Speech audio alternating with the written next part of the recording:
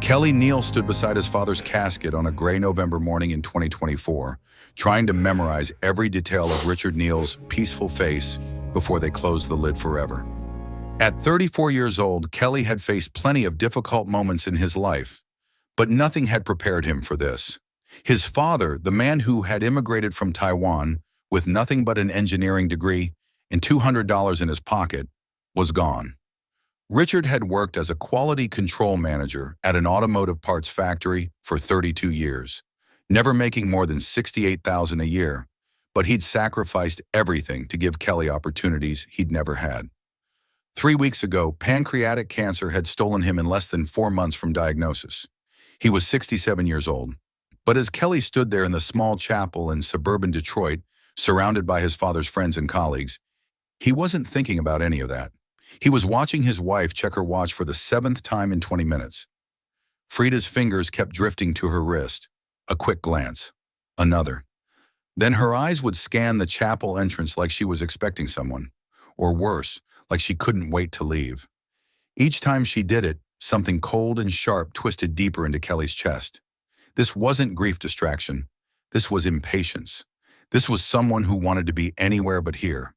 Kelly felt his jaw tighten as she did it again. This time, Frida pulled her phone from her designer purse, one she'd insisted on buying last month for $400 they couldn't really afford, glanced at the screen, then quickly tucked it away when she noticed Kelly's Aunt Linda watching her. The gesture made Kelly's hands curl into fists at his sides. "Kelly, honey," his mother whispered from his other side. Margaret Neal looked smaller than he'd ever seen her, drowning in her black dress, her face drawn and exhausted. Her hand found his and squeezed. "Are you holding up okay?" "I'm fine, Mom," Kelly managed, the lie tasting like ash. He squeezed back, trying to ground himself in the warmth of her hand, instead of the ice spreading through his veins, as he watched Frida check her phone again. The service had drawn maybe 80 people to the small Methodist chapel, co-workers from the factory, neighbors from the modest 3-bedroom house in Warren where Kelly had grown up, friends from his father's community college English classes, former students from the free math tutoring Richard had offered at the public library every Saturday for 15 years. These were good people, working people, people who understood what Richard Neal had meant to this community. Frida looked like she'd rather be at the dentist. Pastor Williams was speaking now, his deep voice filling the chapel with memories of Richard's kindness and dedication. He told the story about how Richard had spent 6 months helping the pastor's nephew prepare for engineering school entrance, exams refusing any payment, how Richard had organized a fundraiser when the Martinez family lost their home to a fire, how he'd shown up every Sunday to help maintain the church building, always with a toolbox and a smile. Kelly tried to focus on the words, tried to let them wrap around him like a blanket, but Frida shifted beside him, crossing and uncrossing her legs. She checked her watch again. 11:43 a.m. What the hell was happening at 11:43 that mattered more than this? They had no idea what was coming. Frida had no idea that Kelly was about to discover something that would shatter everything he thought he knew about his marriage. After the service, people filed past the casket to pay their final respects. Kelly stood with his mother and younger sister Angela, accepting hugs and condolences, listening to story after story about his father's impact on people's lives. Each one made him prouder and sadder in equal measure. Frida stood slightly apart, smiling tightly when anyone approached her, but Kelly could see the way her eyes kept darting to the door. She checked her phone 3 more times during the receiving line, always turning slightly away as if she thought he wouldn't notice. "Your wife seems anxious," Angela murmured as they prepared to leave for the cemetery. His sister was 29, a social worker who'd inherited their father's gift for reading people. "Is everything okay?" "I don't know," Kelly admitted quietly. "She's been acting strange all morning." "Strange how?" "Just distracted, like she wants to be somewhere else." Angela's dark eyes sharpened with concern, but before she could respond, Frida appeared at Kelly's elbow. "The funeral director says we need to head to the cemetery soon. The procession is about to start." Her voice was tight, clipped, professional, like she was checking items off a to-do list instead of accompanying her husband to bury his father. The drive to Roseland Park Cemetery took 20 minutes through streets Kelly had known his entire life. Frida sat in the passenger seat of their 8-year-old Honda Civic, silent and tense. Kelly drove mechanically, following the hearse, his mind spinning. He'd met Frida 6 years ago at a community health fair where he'd been volunteering. She'd been working a booth for the medical billing company, where she was a supervisor, and something about her confidence and quick smile had drawn him in immediately. She was ambitious in ways he wasn't, always talking about climbing the corporate ladder, about wanting more than what her working-class background had given her.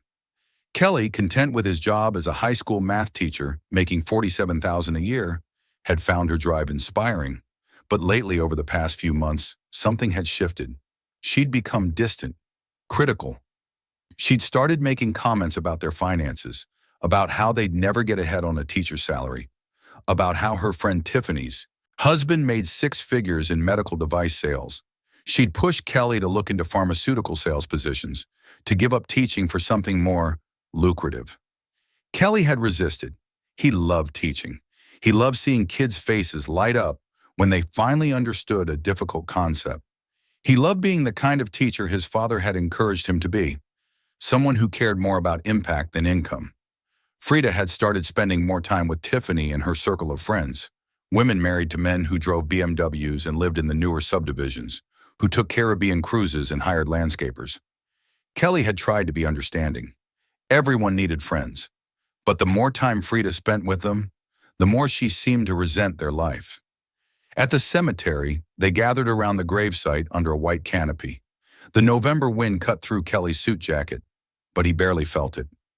Pastor William said a few more words. Kelly's mother sobbed quietly. Angela held her, both of them shaking with grief.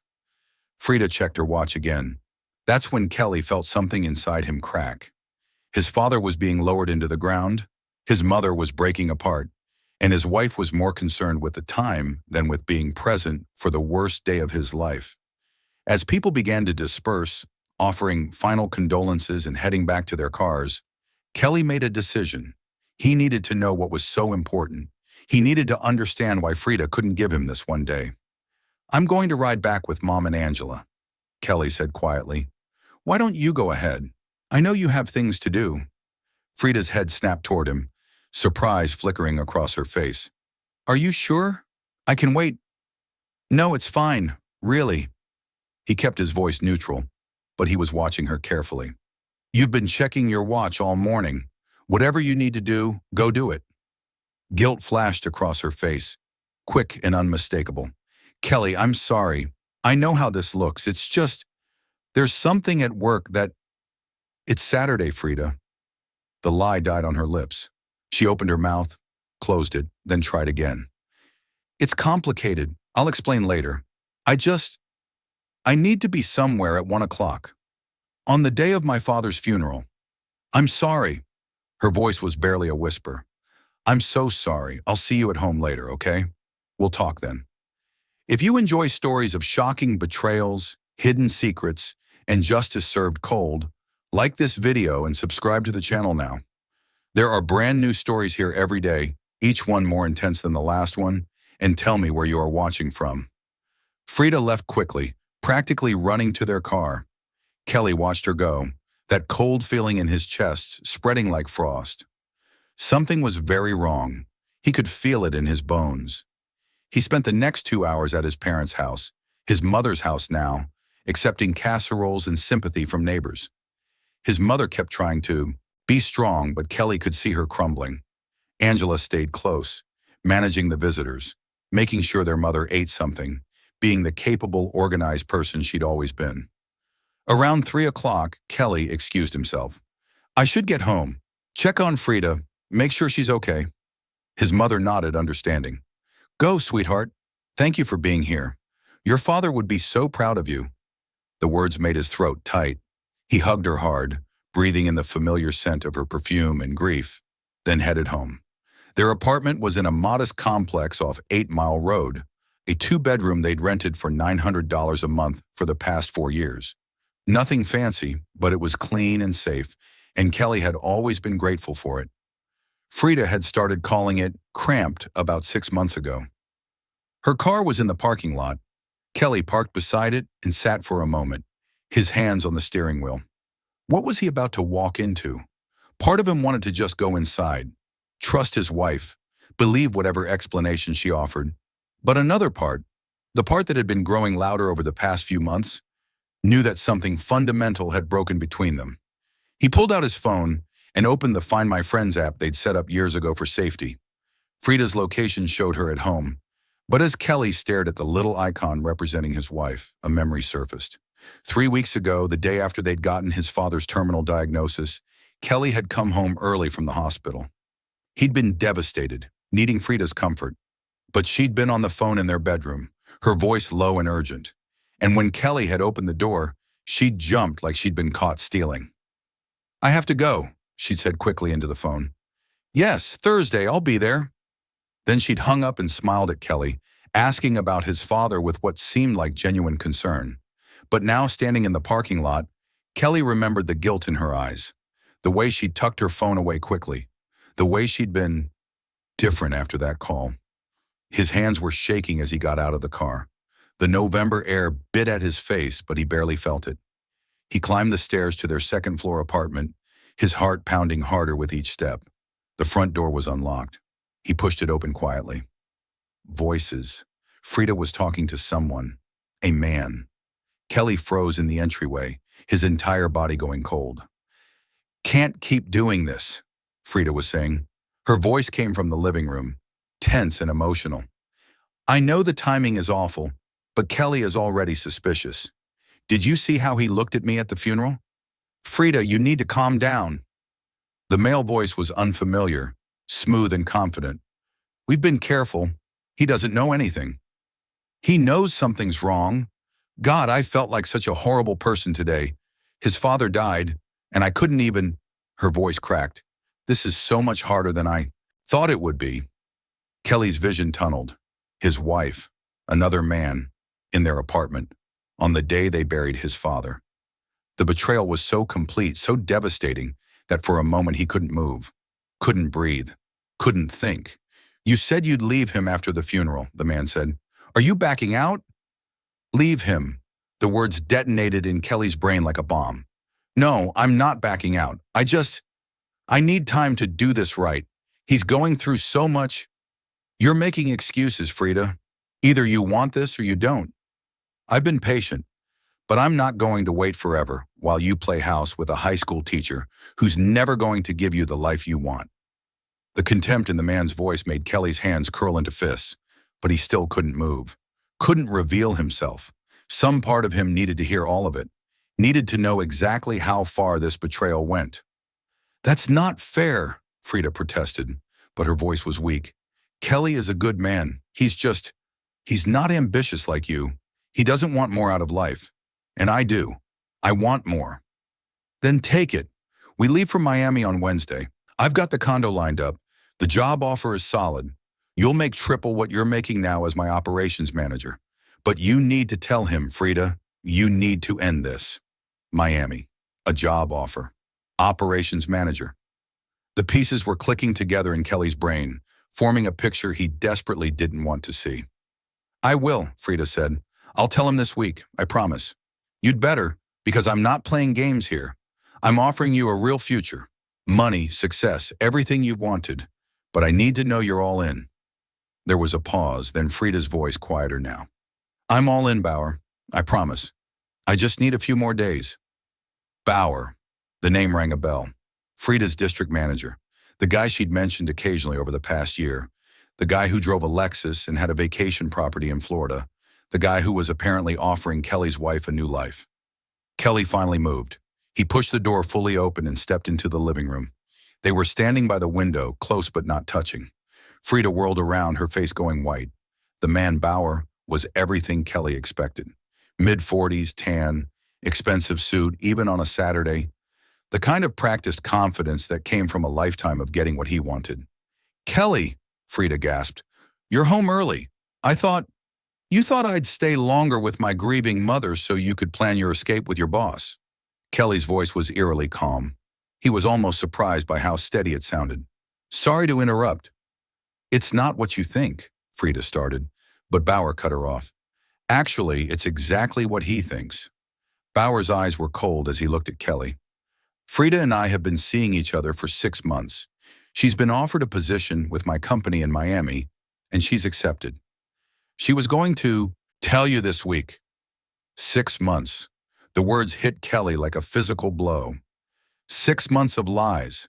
6 months of coming home to a woman who was planning to leave him. 6 months of kisses and conversations and shared meals that meant nothing. Frida? Kelly looked at his wife, searching her face for some sign of the woman he'd married. Is this true? Tears were streaming down her face now. I'm sorry, Kelly. I'm so sorry. I didn't mean for it to happen like this. I was going to tell you, I swear. But then your dad got sick and I couldn't. You couldn't what? Couldn't wait until he was dead to run off with your rich boyfriend? Oh wait, you couldn't even wait that long. You were planning this during his funeral. That's not fair, Frida's voice broke. I've been miserable for years, Kelly. You're so content with your little teacher salary and this tiny apartment and never wanting anything more.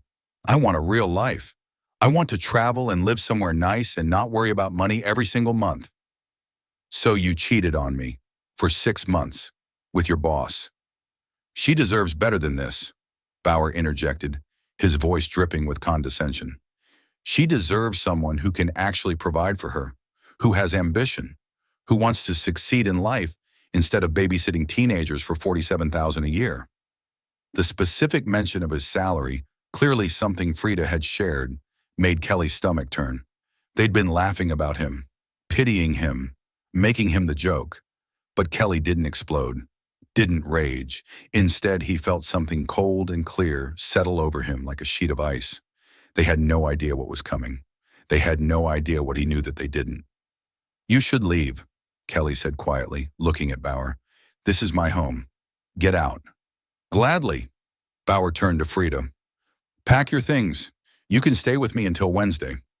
Frida's staying here tonight, Kelly said. She lives here. For now. Bauer's eyes narrowed. That's her choice, not yours.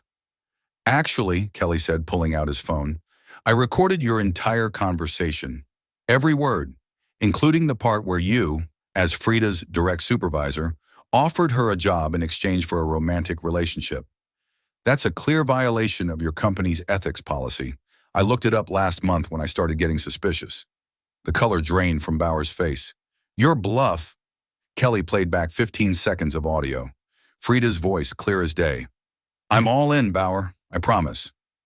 Your company has a zero-tolerance policy for manager-subordinate relationships, Kelly continued, especially when the manager uses their position to offer career advancement in exchange for personal involvement. I believe the term in your employee handbook is quid pro quo harassment. I'll email this to your HR department on Monday morning, unless you leave Detroit and never contact Frida again. It wasn't true. Kelly hadn't actually planned any of this, but years of watching his father navigate factory politics had taught him one thing. Powerful men like Bauer were terrified of losing their power, and right now Kelly had it. Bauer's hands clenched. You can't. I can, and I will, unless you walk out that door right now and forget Frida exists. For a long moment, Bauer just stared at him. Then his jaw tightened. This isn't over. Yeah, it is. Kelly held his gaze. Because you're going to realize that losing your $60,000 a year job and facing a harassment investigation isn't worth whatever you thought you were going to get from my wife. Now get out. Bauer looked at Frida, something ugly crossing his face.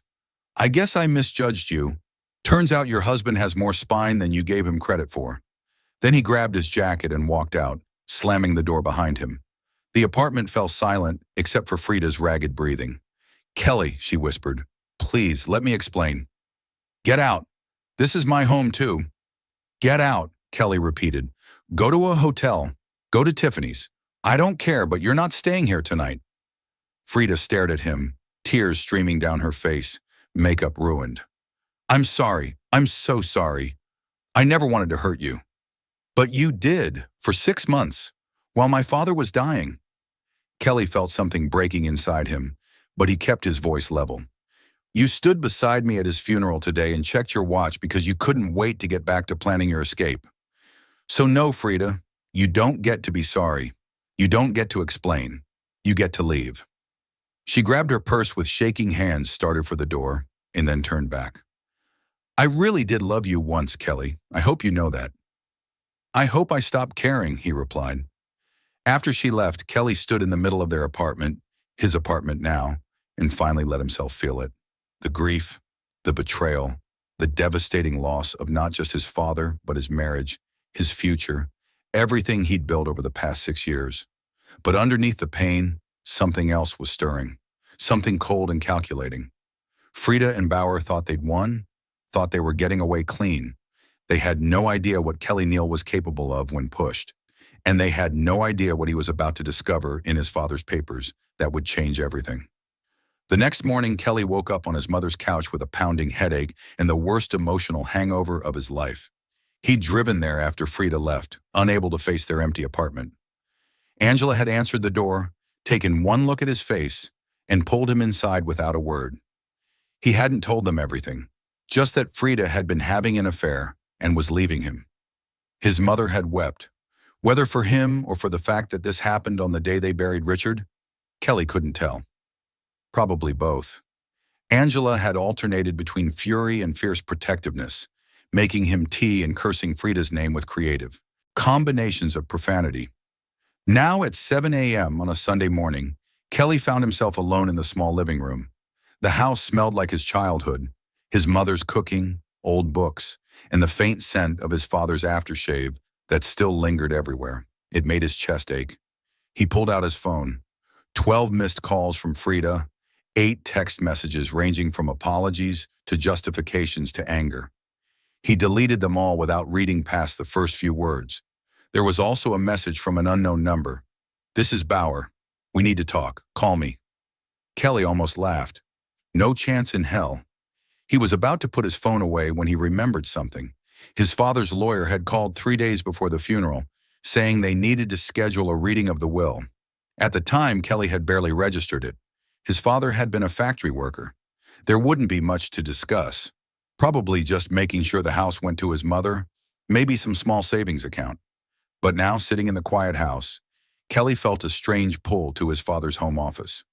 Richard had kept meticulous records of everything, organized in labeled folders that dated back decades.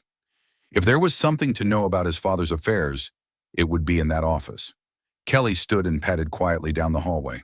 His mother's bedroom door was still closed. She'd probably taken one of the sleeping pills Angela had gotten her. His father's office was the small third bedroom at the end of the hall, barely big enough for a desk and a filing cabinet, but it had been Richard's sanctuary. The room looked exactly as it always had, neat, organized. The desk clear except for a few framed photos. Margaret on their wedding day in 1982, Kelly and Angela as children, various family gatherings over the years. The filing cabinet stood in the corner, 4 drawers of carefully labeled folders. Kelly sat in his father's chair, the leather worn smooth from decades of use, and felt tears prick his eyes. Yesterday he'd buried this man. Yesterday his wife had betrayed him. Yesterday his entire life had imploded, and now he was sitting in his dead father's chair, trying to hold himself together. But there was something he needed to find. Something about that lawyer's call had stuck with him. Kelly opened the filing cabinet and started looking. Tax returns, insurance policies, mortgage documents, medical bills, everything labeled, dated, organized with the precision Richard had brought to every aspect of his life. Then in the bottom drawer, Kelly found a folder simply labeled, "For Kelly." His hands shook as he pulled it out. Inside were several documents, a sealed envelope with his name on it, and what looked like statements from some kind of account. Kelly opened the envelope first. His father's handwriting, small and precise. "Dear Kelly, if you're reading this, I'm gone. I'm sorry I won't be there to explain this in person, but I wanted to leave you something that I hope will help you understand the choices I made in my life. When I came to America, I had nothing, but I had something more valuable than money. I had time. Time to build something. Time to invest in the future. Time to be patient. 40 years ago, a coworker convinced me to put $25 a month into the company retirement plan. I never increased that amount because we needed every dollar for you kids in the house. But I never decreased it either. And I let that company match grow for 40 years. Then in 1997, another coworker gave me a tip about a new company, something about computers and books. He said he was putting $500 into this company called Amazon. I thought he was crazy. $500 was half a month's salary. But I scraped together $200 and bought shares. I forgot about those shares for years. Then in 2004, I saw something about Google going public. I took $1,000 from a small inheritance from my uncle and bought shares on the first day. Again, I forgot about them. The market scared me, and I never checked. In 2010, Apple was releasing something called an iPad. By then, the Amazon stock had grown to over $10,000. I sold half, $5,000, and put it into Apple when it was trading at around $30 per share, adjusted for splits. I never told your mother any of this. She would have worried, would have wanted to sell, would have used it for practical things. And maybe we should have. But I had this dream of leaving you and Angela something real. Something that would give you choices. Kelly, I never lived beyond my means because I wanted you to inherit wealth, not just money. I wanted you to see that contentment isn't poverty, it's security. It's not about what you spend, it's about what you build. The account information is in this folder. The password is your birth year and Angela's birth year. No special characters. I'm proud of you for being a teacher. Don't let anyone make you feel small for choosing meaning over money. But now you have both. Love, Dad. Kelly's hands were trembling so hard he almost dropped the letter. He grabbed the account statements and started reading. The numbers didn't make sense at first. His brain couldn't process them. He read them again and again. The retirement account with 40 years of $25 monthly contributions and company matching had grown to over $380,000. The Amazon shares, even after selling half in 2010, were now worth approximately $1.2 million. The Apple shares had grown to nearly $900,000. There were also some Microsoft shares, some index funds, and a handful of other investments Kelly's father had apparently made over the years, each one small and patient and forgotten.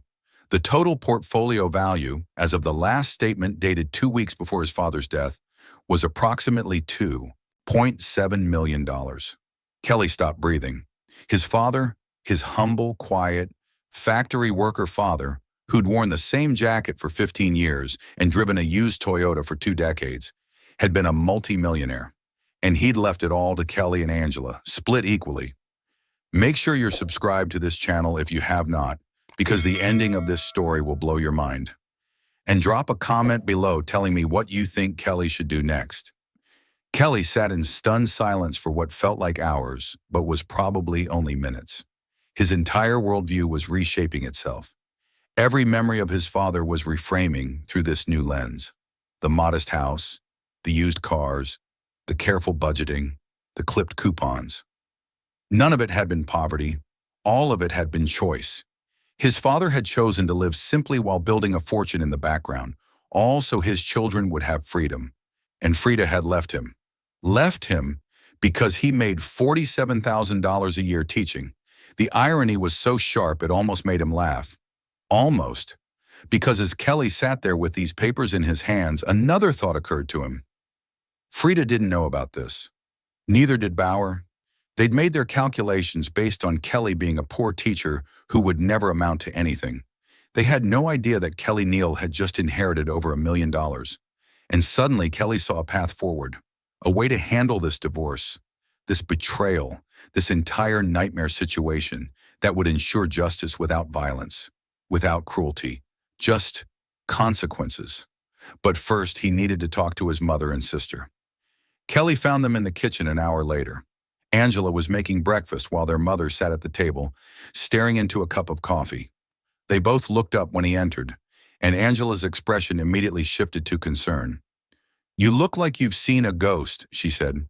"I found something in Dad's office." Kelly set the folder on the table. "You both need to see this." Over the next hour, as Angela made eggs that none of them ate, and their mother cycled through shock, disbelief, and tears, Kelly explained everything. The letter, the investments, the fortune their father had built in secret. "I don't understand," Margaret kept saying. "Why didn't he tell me? We could have done so much." He explains it in the letter, Kelly said gently. He wanted to give us something permanent, something that couldn't be spent. $2.7 million, Angela whispered. She was holding the account statements, reading them over and over like they might disappear. Dad was worth $2.7 million. Split between you and me, Kelly clarified. So we each get about $1.35 million before taxes. His mother started crying again. I fought with him about money so many times. When you kids needed things, when the roof leaked, when the car broke down, and he had all this. He had a plan, Kelly said, and he followed it. He gave us everything we needed and left us everything he could. Angela's sharp eyes fixed on Kelly.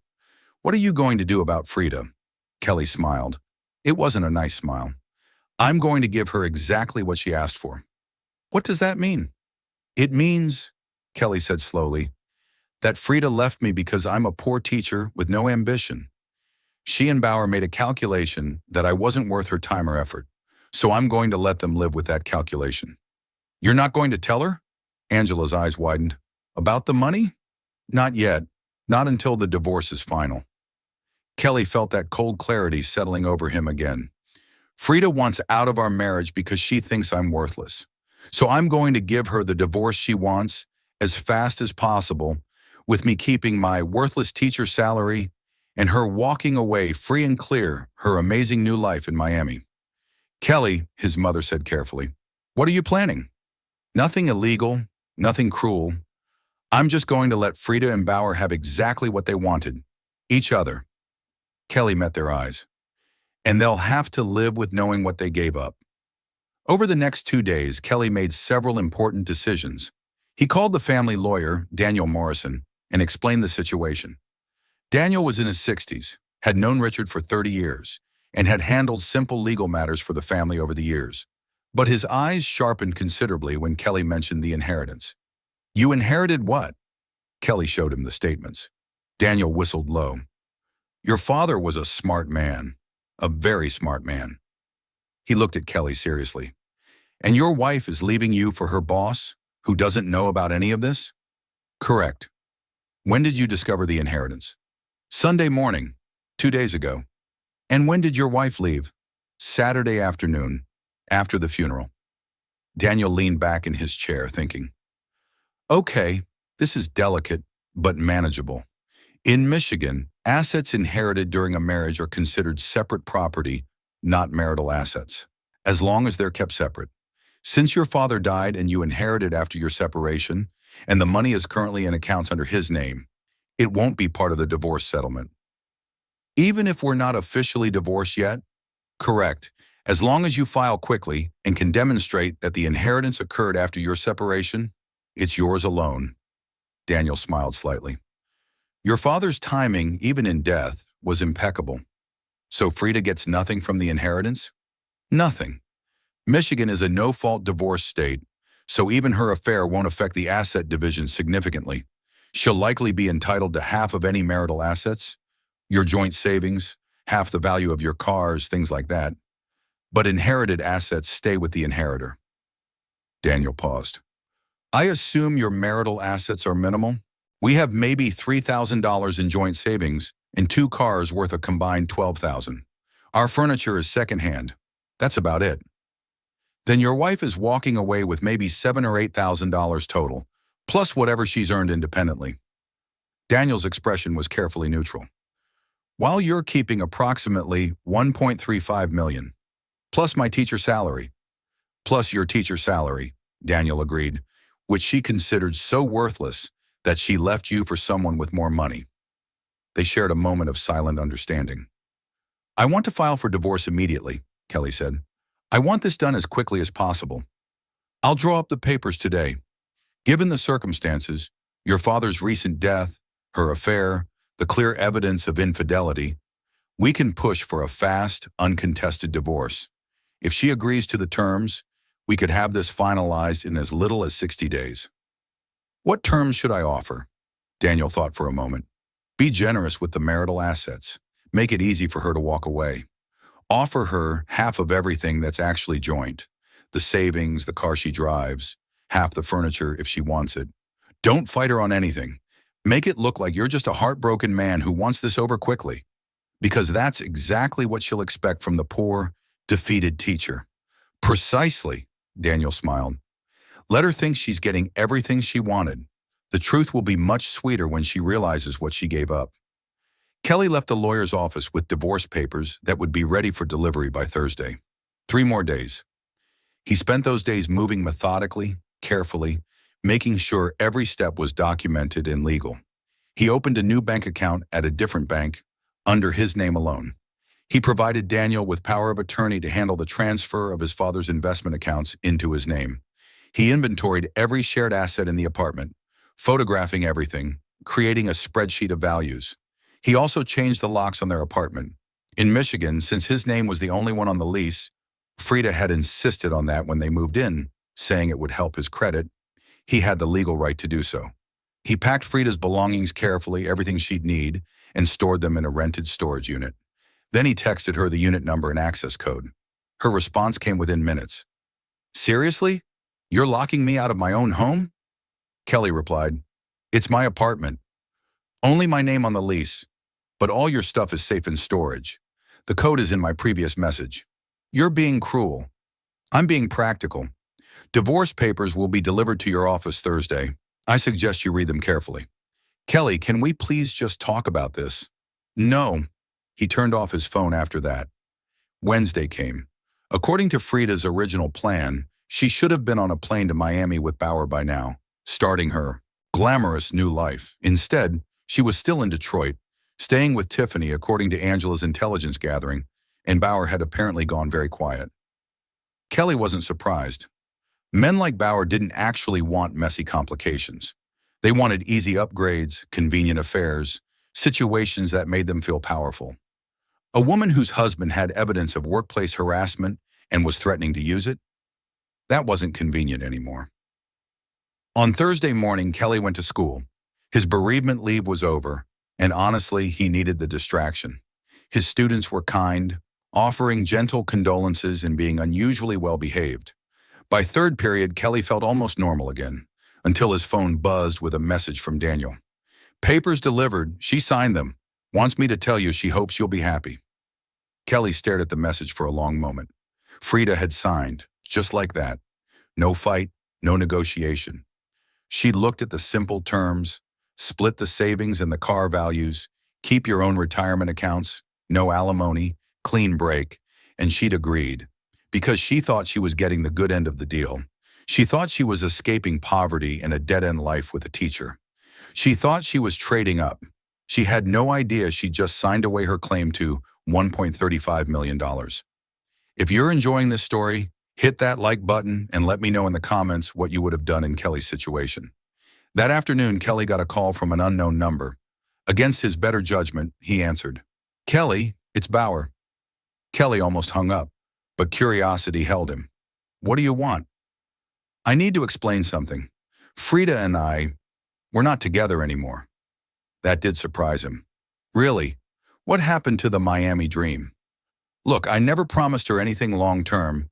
She misunderstood the situation. Bauer's voice was defensive. I was offering her a job opportunity. Things got complicated, but I never intended for it to become what it became. So you're saying you slept with your employee, offered her a job in another state, told her to leave her husband, and then bailed when things got messy? Kelly's voice was ice cold. That's your story? I'm saying she made assumptions. No, you made her promises to get what you wanted. And when I threatened to expose you to HR, you realized your career was worth more than whatever you were playing at with my wife. So you backed out and left her holding the bag. She was already leaving you, man. I didn't make her do anything. But you gave her a reason and a destination. Kelly felt anger heating his blood. You dangled a better life in front of her. You made her believe she could have more. And then you took it all away when it became inconvenient. Look, I'm calling to tell you I'm sorry, and to let you know I'm not going to Miami. The company decided to give that position to someone else. So whatever Frida was planning, it's not happening. Kelly absorbed this. You're telling me that Frida left me for a job that doesn't exist anymore? And a relationship that's already over? I guess so, yeah. Good, Kelly said simply, and hung up. He sat in his classroom after the last bell, staring at the student artwork on his walls, the motivational posters about perseverance and growth mindsets, the desk where he'd graded thousands of assignments over the years. This was his life. This was what he'd chosen, and Frida had thought it was worthless. But his father had understood. Richard Neal had known that wealth without meaning was empty, that the richest life wasn't measured in dollars, but in impact, that Kelly's choice to teach, to help kids understand mathematics and believe in themselves, was more valuable than any corporate salary could ever be. Kelly pulled out his phone and called Angela. "Hey," she answered immediately. "How are you holding up? The divorce papers are signed. Frida agreed to everything. She has no idea, does she?" "None. And Bauer dumped her. The Miami job doesn't exist anymore." Angela sucked in a breath. "Wow, she lost everything." "She lost what she thought she wanted," Kelly corrected. "Now she has to figure out what she actually needs." "Are you going to tell her, eventually?" Kelly thought about that. Maybe, someday, when she's moved on and rebuilt her life, when she doesn't need the money anymore. But not now, not when it would just be about punishing her. "You're a better person than I am," Angela said. "I'd want her to know exactly what she gave up." "Dad taught me something," Kelly said quietly. "The best revenge isn't making someone suffer. It's building something so good that their betrayal doesn't matter anymore. I'm going to do that. I'm going to use this money the way he wanted, to build a life worth living, to make choices based on meaning instead of fear, to be the kind of person who doesn't need revenge because I'm too busy being happy." Angela was quiet for a moment. Then, "Dad would be really proud of you, Kelly." "I hope so." That night, Kelly went home to his apartment, truly his apartment now, and started making plans. He would keep teaching, at least for now, because he loved it. But he would also start a scholarship fund in his father's name for students pursuing engineering degrees. He would help his mother finally take that trip to Taiwan she'd always wanted to see. He would pay off Angela's student loans from her social work degree, and he would invest the rest carefully and patiently, the way his father had taught him. Building something for the future, creating security without ostentation, living with meaning. Frida had bet on the wrong horse. She'd thought money was everything and had left him for it. She had no idea that Kelly Neal had been worth more than she could imagine all along. 2 months later, on a cold January morning, Kelly stood in front of his students explaining compound interest. It was one of his favorite lessons because it was the one that could actually change lives. Most of his students came from working-class families like his own. They needed to understand that small, consistent investments could become fortunes with time. "Let's say you invest just $25 a month starting at age 25, Kelly wrote on the board. "If you earn an average annual return of 8%, by age 65, you'll have approximately $87,000. That's only $12,000 of your own money invested. The rest is compound growth." A student named Michael raised his hand. "But Mr. Neal, who can afford to invest when you're making minimum wage?" It was a fair question. Kelly smiled. "That's the real lesson, Michael. It's not about how much you make. It's about priorities. My father made $68,000 a year his entire career. He invested $25 a month for 40 years. When he died, that single investment decision had turned into almost $400,000. The class went silent. They knew Kelly's father had recently passed. He rarely talked about personal things, but lately, he'd been sharing more. His father's story felt important. It felt like something kids needed to hear. "The point isn't the amount," Kelly continued. "The point is consistency, patience, understanding that wealth isn't about looking rich. It's about having choices." After class, Michael stayed behind. "Mr. Neal, I just wanted to say I'm sorry about your dad, but it's cool that he left you all that money." Kelly blinked. "How did you know about that?" Michael looked uncomfortable. "I heard some teachers talking in the hall about how you inherited a bunch of money but you're still teaching. Some of them think it's weird." So word had gotten out. Kelly wasn't really surprised. His father's funeral had been well attended. People talked. The math teacher who inherited a fortune but kept showing up to work was probably good gossip. "It's not weird," Kelly said carefully. "I love teaching. Money doesn't change that." But you could do anything now, right? Travel or whatever. I could. And maybe I will, someday. But right now, this is where I want to be.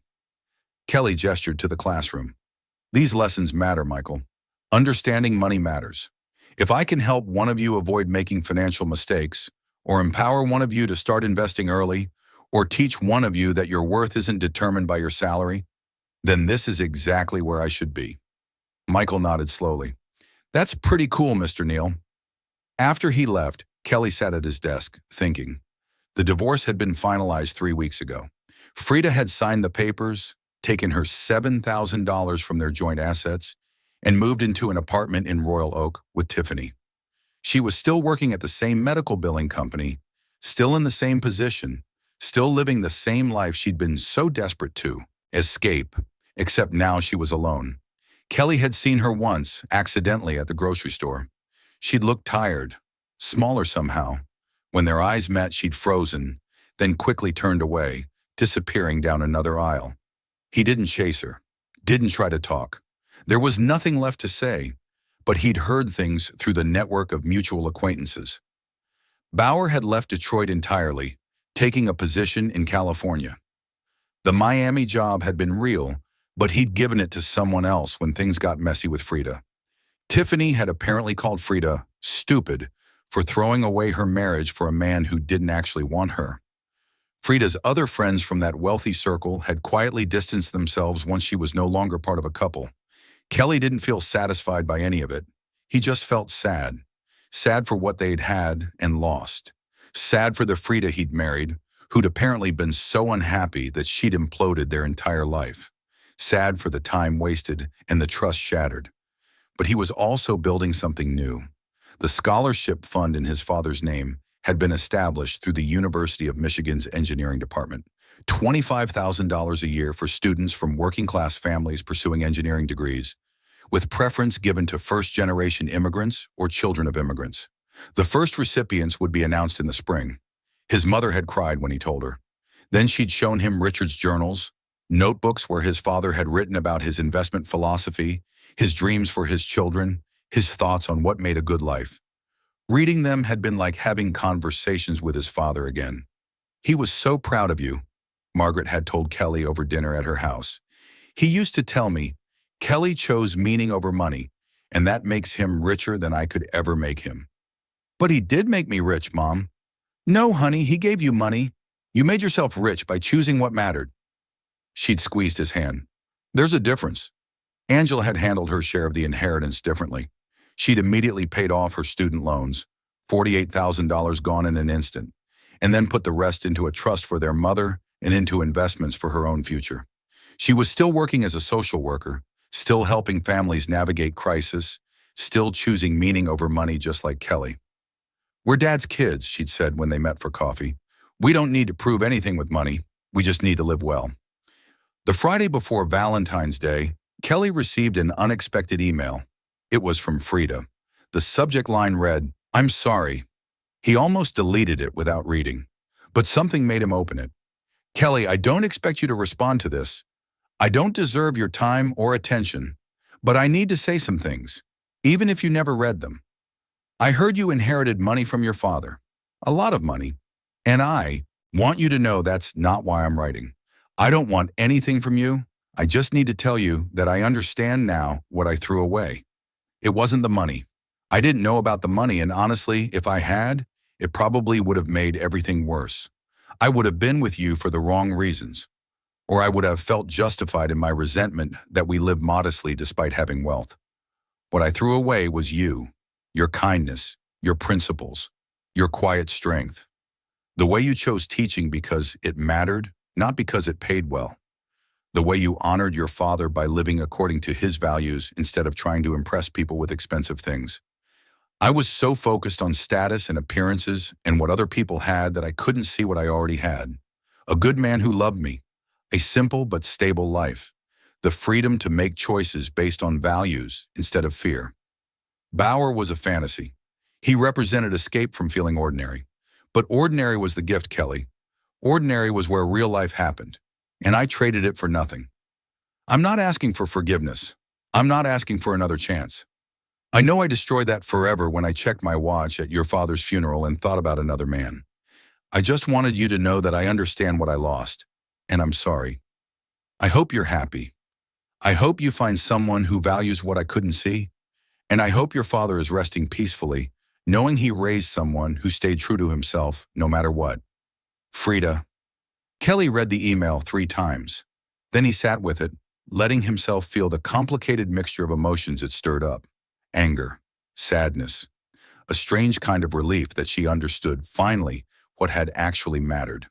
But no desire to respond, no need to reassure her or absolve her or engage at all. That chapter was closed. Instead, Kelly did something his father would have appreciated. He went to the bank and made a donation to the food bank Richard had volunteered at for 20 years. $5,000 in his father's name. Then he called his mother and took her to dinner at the modest Chinese restaurant they'd been going to since Kelly was a child.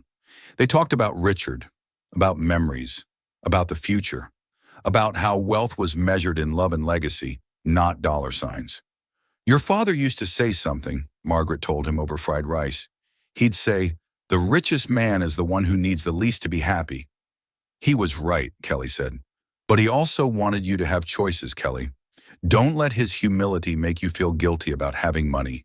Use it, travel, experience things, build a life that's bigger than just duty and work. Kelly smiled. I am, Mom, I promise. I'm planning a trip to Taiwan for the summer. Want to come with me? We could visit Dad's village, see where he came from. Margaret's eyes filled with tears. He would have loved that. Then let's do it, and let's do it right. Nice hotels, good food, no cutting corners. Dad would want us to enjoy it. Spring came. The scholarship recipients were announced. 5 students, including a young woman whose father was a janitor and who wanted to study aerospace engineering. Kelly attended the award ceremony and felt his father's presence so strongly it made his chest tight.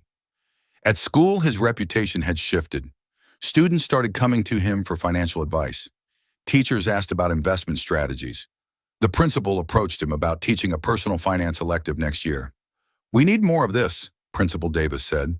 Kids need to understand money, especially kids from families that never had much. You could make a real difference. I'll do it, Kelly agreed, but on one condition. We make it required for seniors. Everyone should graduate understanding compound interest, credit scores, and investment basics. Deal. In May, Kelly got another unexpected message, this time from Bauer. Kelly, I need to talk to you about Frida. Can you call me? Kelly stared at the text for a long time. Then he blocked the number. Whatever was happening with Frida was no longer his problem. He'd moved on, built something new, created a life that honored his father's legacy while being authentically his own. He was dating someone new, a fellow teacher named Lisa, who taught English and shared his love of quiet evenings and good conversations. She knew about the inheritance, knew about Frida, knew all of it, and she looked at him and said, I'm glad you kept teaching. Money's nice, but purpose is better. She got it, just like his father had gotten it. On Father's Day, Kelly stood at his father's grave with Angela and his mother. They'd brought flowers and spent the afternoon telling stories, laughing and crying in equal measure. Dad, Kelly said quietly, kneeling by the headstone, I wanted to thank you. Not just for the money, though, that was incredible, but for showing me that wealth and richness are different things. You were rich in the ways that mattered long before you had money in the bank, and you taught me to be the same. He touched the cool stone, feeling connected across the boundary of life and death. Frida left me because she thought I wasn't enough. She thought money was everything. But you taught me that the best revenge isn't revenge at all. It's living so well that betrayal becomes irrelevant. So that's what I'm doing. I'm teaching, I'm building, I'm helping, I'm choosing meaning, just like you did. Angela put her hand on his shoulder. He knows, Kelly. He knows.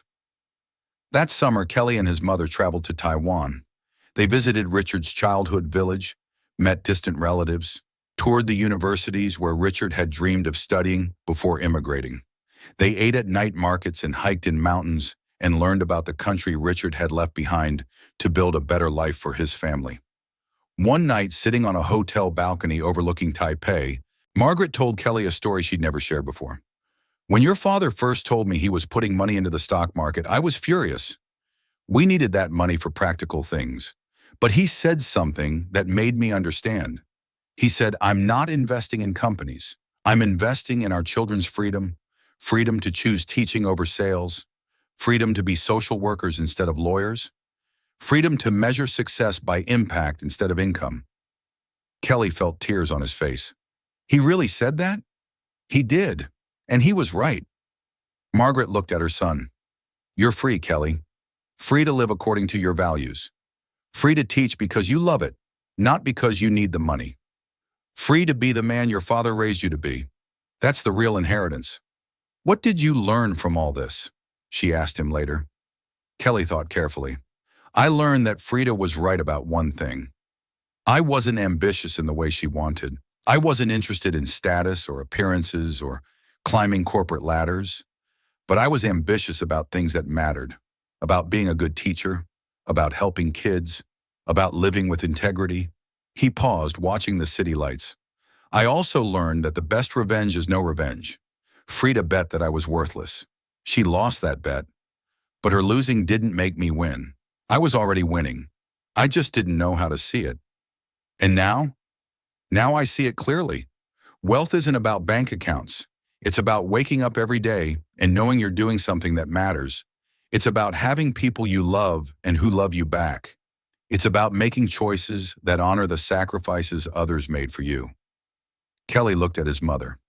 Dad was rich long before he had $2.7 million. He was rich because he had you and us and a life filled with purpose.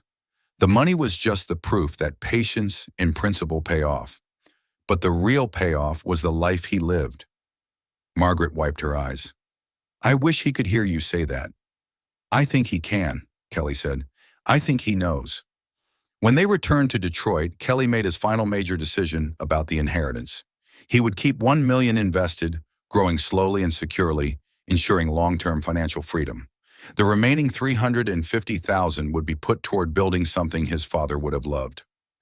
The Richard Neal Community Learning Center opened 18 months later in a renovated building near Kelly's old high school. It offered free tutoring in math and science for students from working-class families. It provided financial literacy workshops for adults.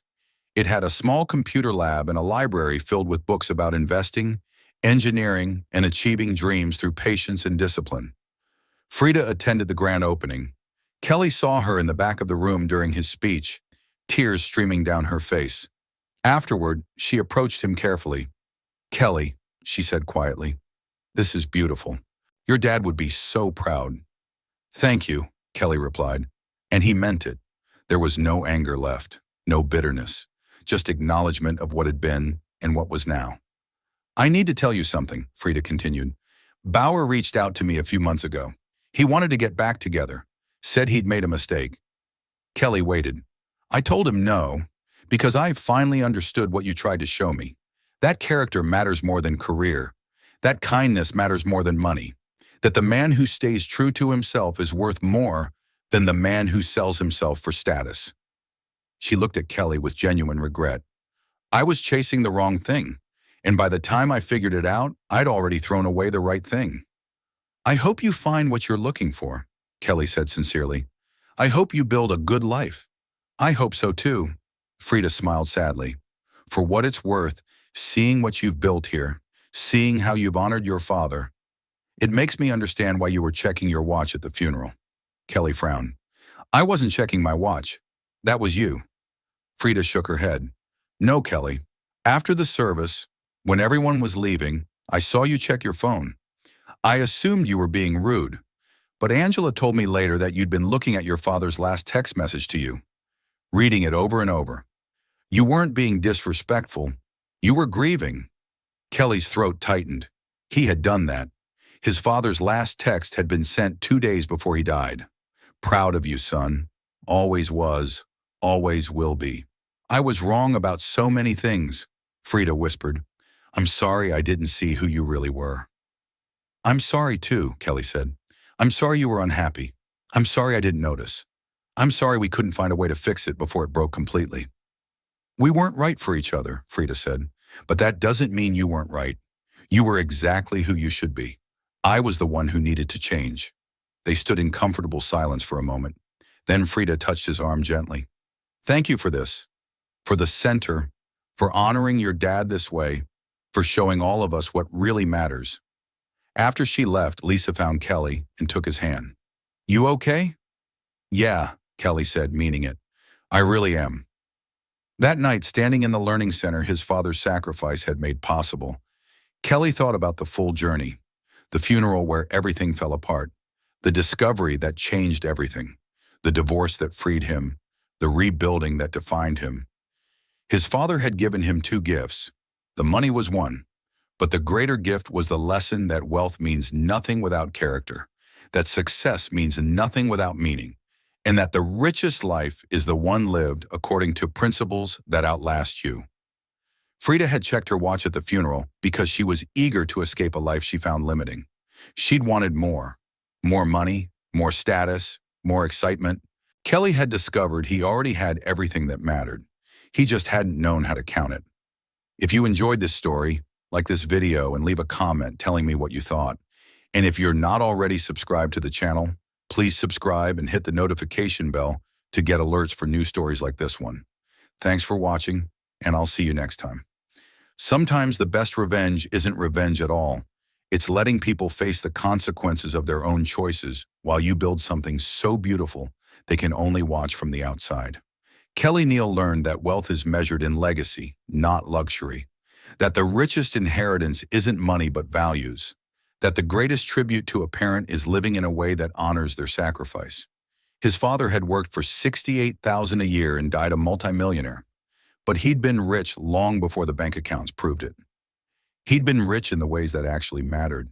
In love, in purpose, in the knowledge that he'd raised children who understood the difference between having money and being truly wealthy. Kelly checked his watch one last time that night. It was late. Time to go home. Time to rest. Time to wake up tomorrow and do it all again. Teaching, helping, building, living. Not for money, not for status, not to prove anything to anyone, but because that's what good men do. They show up, they serve, they build legacies that outlast them. Just like Richard Neal taught his son to do.